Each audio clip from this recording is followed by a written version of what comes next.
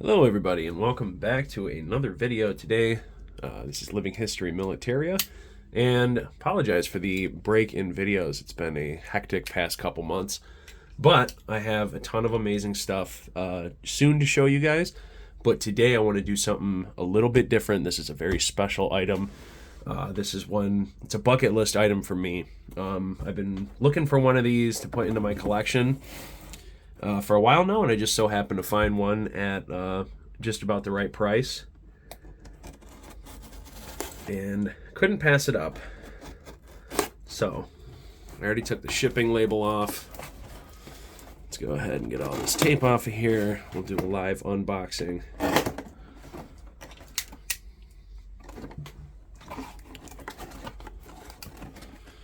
don't know if anybody can guess what it is already.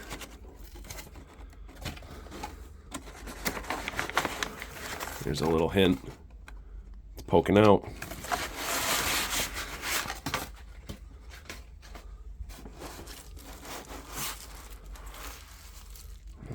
What's that?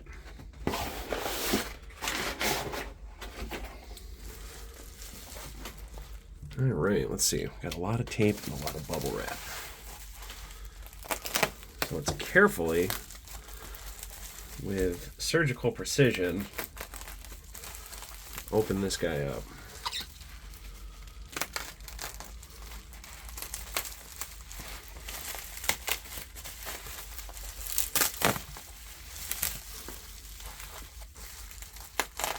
This is, give you a hint, this is from World War I. This is over 100 years old.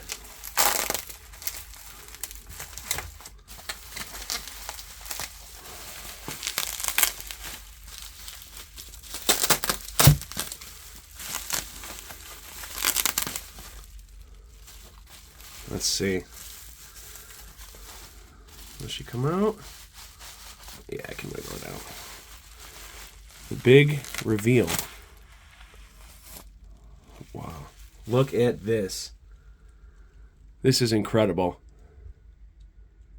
This is an awesome piece of history right here. World War I history, and just history alone. This right here, as some of you might know, is a World War I trench knife. Trench spike. I don't know if it's technically a knife because this is a three-sided blade. So trench spike, trench knife, really whatever you want to refer to it as, but it is an absolute beast of a weapon. You can see right here on the inside of the handle, this is a AC Co. American Cutlery Company, USA, 1917. Knuckle knife. Now, it's got a wooden handle.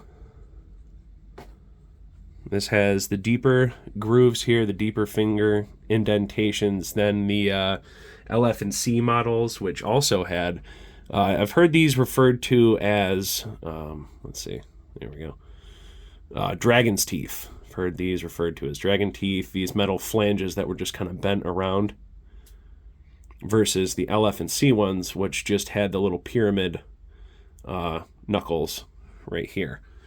From what I understand, these were made in late 1917, early 1918, referred to as the M1917 trench knife.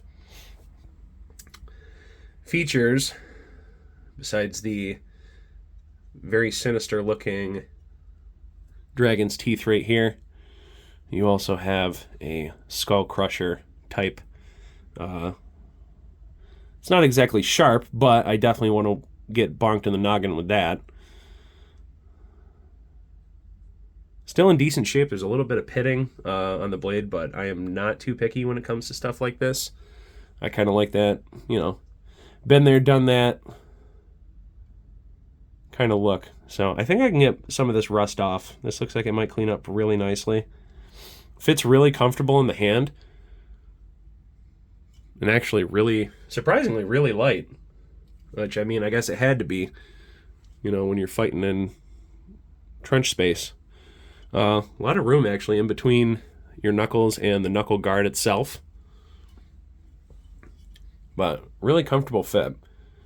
I really like this. This is going to be an awesome addition to the collection. Go ahead and get a little bit of a close-up in here because this thing is just beautiful. I'm so excited about this. Tip is still in decent condition too. It's not broken off. And I was told, the person that I got this from ended up getting it from a lady in Pennsylvania. I think it was Troy, Pennsylvania, if I'm not mistaken. But this was bought directly from the estate of a World War I veteran. Unfortunately, I do not have any information besides, like I said, I think it was Troy, Pennsylvania area, World War I veteran. I guess the person found this in a bucket of tools, I guess, at the estate sale. So, really lucky to have this. Very grateful. Again, let's see. There it is. Gonna look at the inside there again. This is a bucket list item for me. I've always wanted a actual authentic World War I trench knife, so this is exactly what I was looking for. Nice variation trench knife, and just to think about somebody, jumping into your trench when there's a whole barrage going off above you and all the chaos and mayhem going around you, and somebody jumps into your trench with one of these. Just a 3-sided spike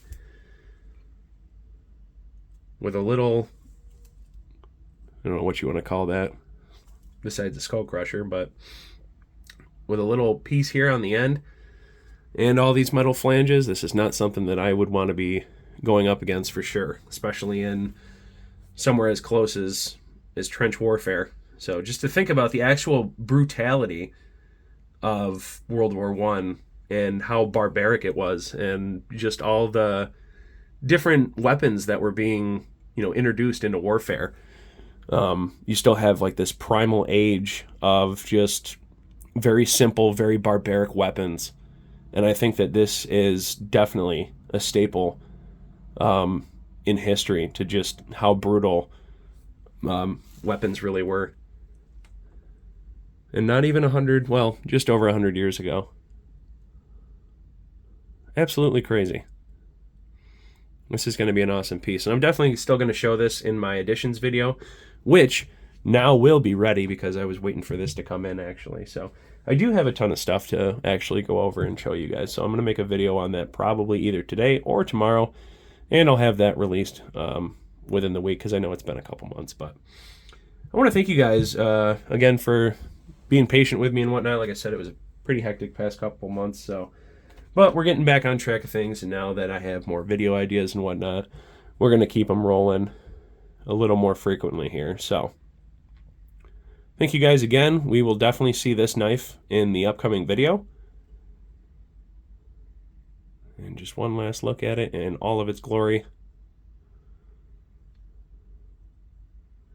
This is Living History Militaria, and we will see you guys in the next video.